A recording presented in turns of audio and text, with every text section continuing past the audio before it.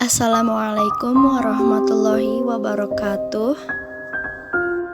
Di sini saya akan menjelaskan akhlak Nabi Muhammad SAW kepada bangsa Thaif. Saat itu di Mekah, di tanah kelahirannya, Nabi SAW merasa seperti orang asing. Ujian yang datang dari kaum kafir terus-terus. Dengan ditemani Zaid bin Harithah, beliau memutuskan pergi ke Thaif. Kota itu terletak sekitar 80 km arah selatan Mekah. Saat itu, kota Thaif dipandang sebagai zona damai karena penduduknya yang cenderung terbuka.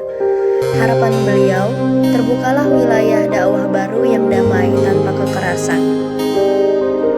Tetapi misi Nabi Muhammad SAW ternyata tidak berhasil. Penguasa Bani Thaqif menolak kedatangannya. Dia dipimpin oleh 3 orang bersaudara. Mereka dengan terus terang mengatakan tidak senang dengan kehadiran Rasulullah SAW dan kaum muslimin yang saat itu jumlahnya masih belum seberapa.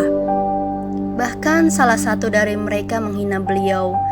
Rasulullah meninggalkan ruangan itu, namun di jalan penduduk Thaif bersiap-siap menyerang beliau karena tidak mau beliau pulang dalam keadaan selamat.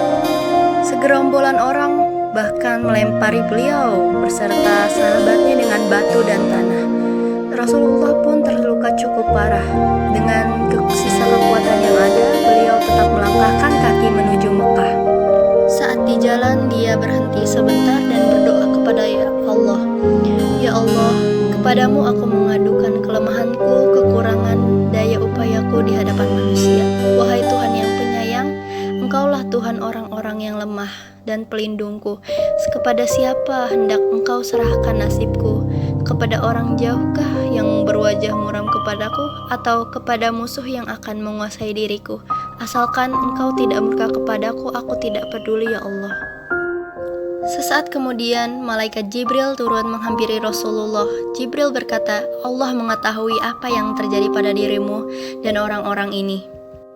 Saat itu, malaikat penjaga gunung berkata, Robmu telah mengutusku kepadamu untuk engkau perintahkan sesukamu. Jika engkau suka, aku bisa membalikan dan menjatuhkan gunung Akhshabin ini ke atas mereka. Tetapi apa yang dikatakan Rasulullah?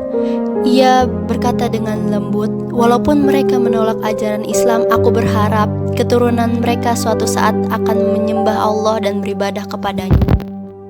Tak hanya itu, Rasulullah SAW kemudian mengangkat tangannya dan berdoa, Ya Allah, berikanlah petunjuk kepada kaumku, sesungguhnya mereka tidak mengetahuinya.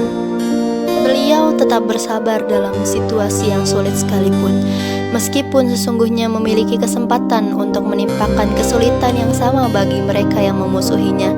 Tetapi dari lisan mulianya terucap kata-kata doa yang indah, yang dapat kita ambil dari kisah perjuangan Nabi Muhammad SAW ini adalah bahwasanya suatu kejahatan tidak perlu dibalas dengan sesama kejahatan.